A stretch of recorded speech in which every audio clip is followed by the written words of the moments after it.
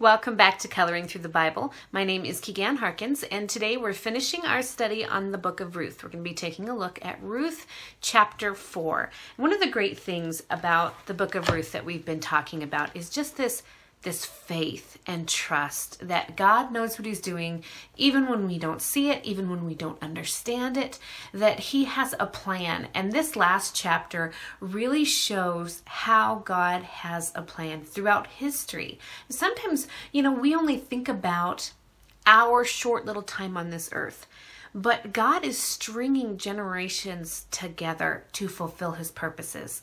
And the book of Ruth really helps us see that. It isn't just our life that God cares about. He cares about our parents, our grandparents, back and back and back, and future, our children, our children's children. So it really helps me just see how involved God is. Sometimes I think it's easy to think of him as being kind of passively interested in our lives. Like maybe he looks down, he hears our prayers, and he looks down and goes, "Oh yeah, I remember you.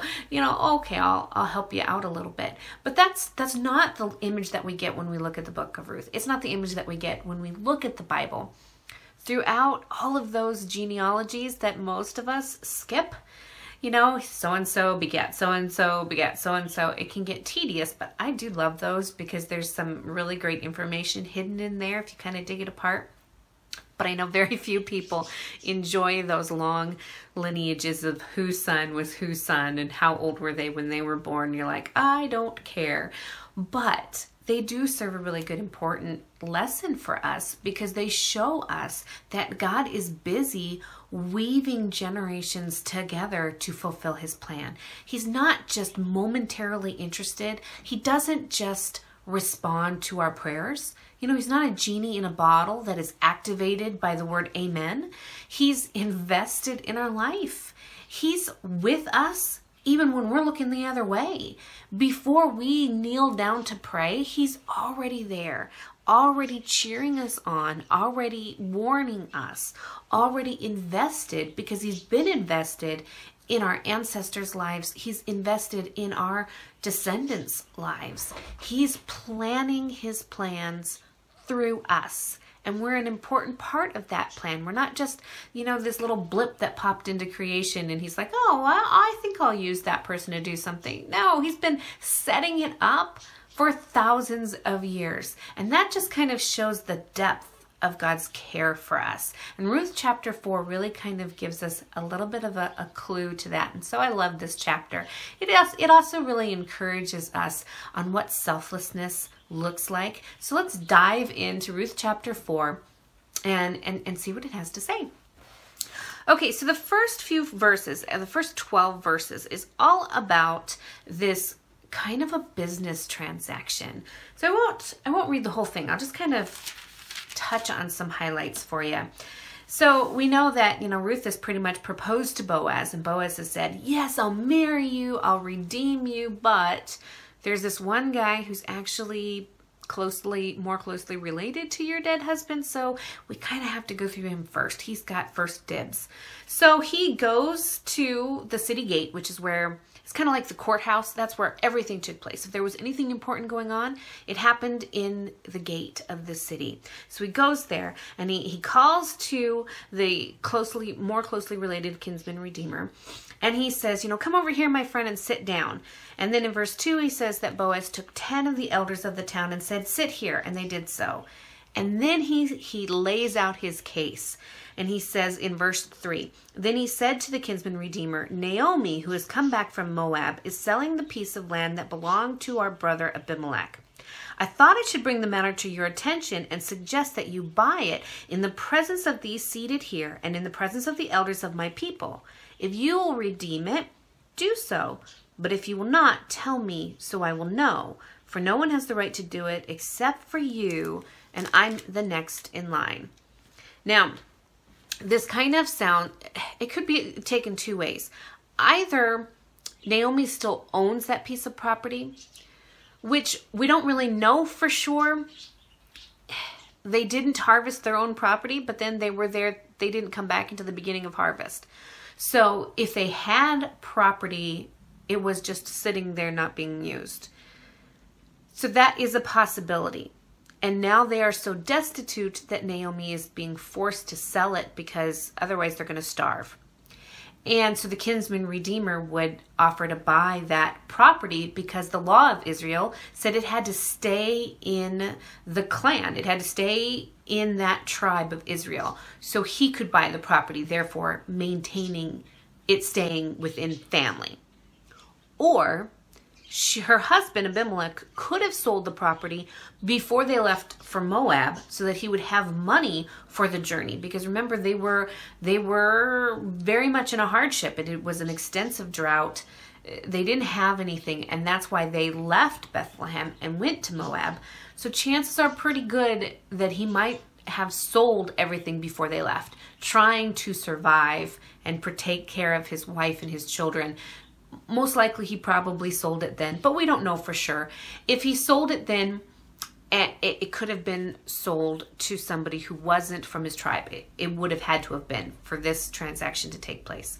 And then the law stated that if you had a relative who was poor and he sold his land to somebody who was not in that tribe, then the kinsman redeemer could go and buy that land so that it would stay in the tribe. It was just a way of making sure that the land that God said, hey, this goes to the tribe of Judah, this goes to the tribe, it stayed there. So one of those two situations comes up. So of course this guy jumps on it. He's just like, yeah, I'll redeem it. But then there's a catch. It's more than just, will you buy the property? Asking somebody to buy this property, he's thinking, woohoo, I'm going to gain more land. Of course I'm going to buy it.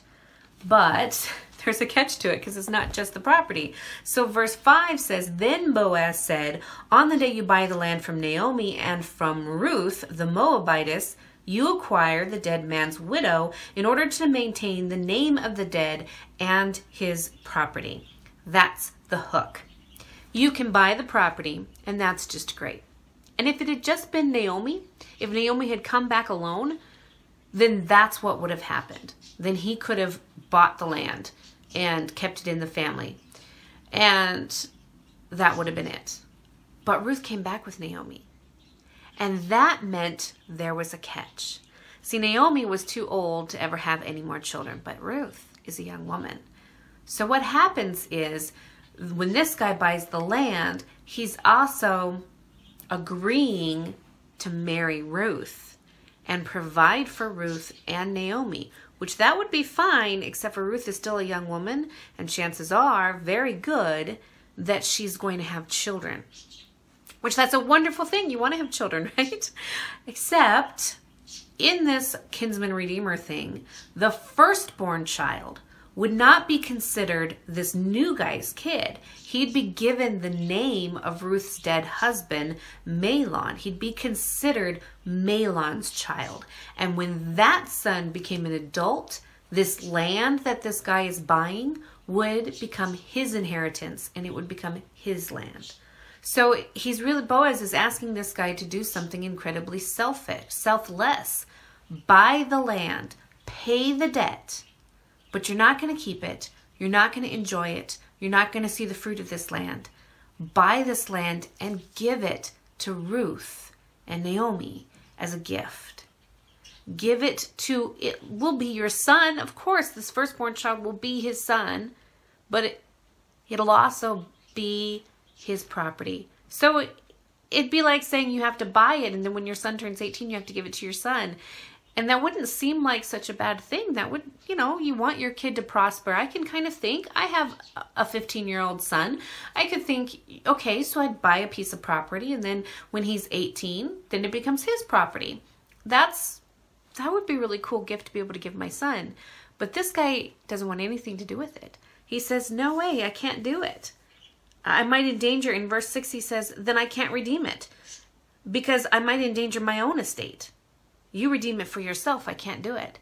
So he's saying, I'm not willing to spend my money, my estate, my money on something that I'm just going to give away, even if he's just giving it away to his own son, because it would be considered his empire. It would be considered Mahlon's plot of land. So he's not willing to be selfless. And I wanted to share with you what Matthew Henry wrote about this section of scripture. Now, Matthew Henry, if you don't know who he is, he lived in the 1700s, I believe, a really long time ago. And he was this huge, huge preacher in England. And so many people would come that at one point, the city of London said, you cannot have church in the city. There is no place big enough for it. There was no place big enough in the city of London to hold all the people that would come and listen to this guy preach. So they had to do it like 5 or 6 miles outside of town. So because hundreds of thousands of people came to hear this man teach. He just was an incredibly anointed preacher. And so he kind of did a commentary of the whole Bible. And what he says on this section of scripture, he says, men are ready to seize opportunities for increasing their estates, but few know the value of godliness. Such are the wise men of this world, whom the Lord charges with folly. So in other words, he's saying, you're wise in this world. Think of all these businessmen who are millionaires, billionaires. You're wise in this world because you've been able to become very wealthy. But God says you're a fool, because you're placing the importance on the things that you have and not on the people I have put in your path. They attend not to the concerns of their souls, but reject the salvation of Christ for fear of marring their inheritance. But God did Boaz honor to bring him into the line of the Messiah, while the kinsman, who was afraid of lessening himself and marring his inheritance, has his name, family, and inheritance forgotten. We don't know who this kinsman redeemer was that rejected the offer. His name isn't written down. So here he wanted to maintain his wealth, his property, his estate. He didn't want to have to share his earthly possessions with anyone, not even his own son. And because of that, we don't even know who he is. He was so worried about keeping his name prestigious, and yet we don't even know who he is. And that's a reminder for us on what are we putting our importance on. Are we trying to make a name for ourselves in this world? Because it's going to be forgotten.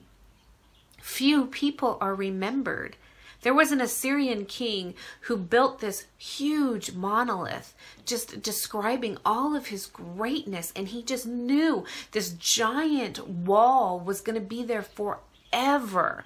And it is still there. But the only part of it that's left is his picture. And nobody knows who he is. Because anybody who says, I'm going to last forever, people are going to remember me forever, we have no guarantees of that. So a hospital is named after you. I've seen schools named after people. And then 50, 60 years later, they vote to change the name. So you think you're leaving this great name that the world is going to remember forever. But that's not what our goal should be, because that can change in an instant. What we should be putting all of our effort into is showing the love of Christ, living out our Christian faith. That's what makes an eternal difference. This world's going to pass away, but eternity is going to last forever. And so Boaz does the selfless thing. He redeems Naomi. He marries Ruth, and God blesses them. And we see in verses 13 through the end of the book of Ruth that Boaz and Ruth get married, and right away, Ruth has a little baby boy. And this baby boy, it tells us that he was the father of Jesse, the father of David.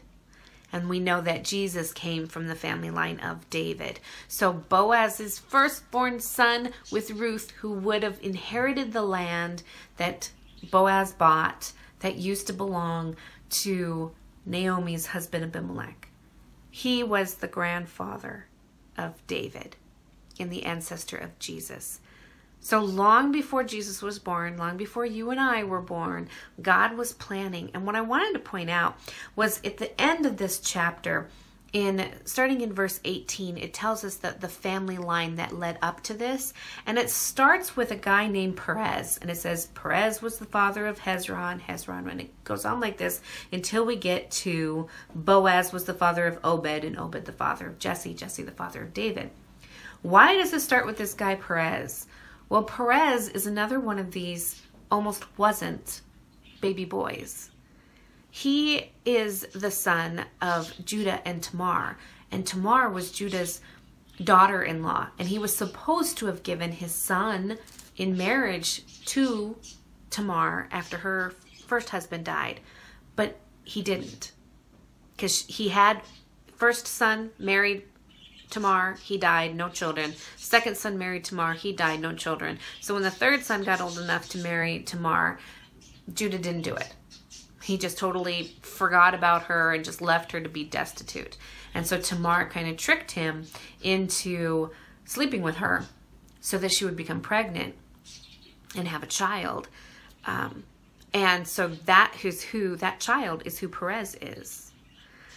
So we can even look back and see that God was still setting things up so that everything would fall into place. If Judah had not gotten Tamar pregnant, she wouldn't have given birth to Perez. If Perez hadn't have been born, Boaz wouldn't have been born. If Boaz hadn't have been selfless and married Ruth, if Ruth hadn't have decided to go back home to Bethlehem with Naomi, a place she'd never been, all of these ifs had to be in line. And that shows how God is just lining up generations to fulfill his plan, because God knew exactly who he wanted his Messiah, his child, to come to this earth. And he had to line everything up. So don't think you're not important. You are important because you're part of this tapestry that God is weaving through your history. And some of these people, I don't know anything about Hezron or Ram or Abimadad, the father of Nahshon, or Salmon. I don't know any of those people that led up between Perez and Boaz and then David. But they were important, because if they weren't there, if they hadn't have lived their life, then that next generation wouldn't have been there, and we wouldn't have gotten a Boaz, and we wouldn't have got a Jesse, we wouldn't have got a David, we wouldn't have got Joseph and Mary and Jesus. So I just wanted to wrap up this book of Ruth and hope that throughout this book, as you have read it, as we've read it together, that you have just seen God's hand in it. That you can see how God is invested and involved in our life. Never think that you're abandoned. Never think that your life isn't important. God's with us through the hard times. He's with us through the good times. And he's setting everything in place.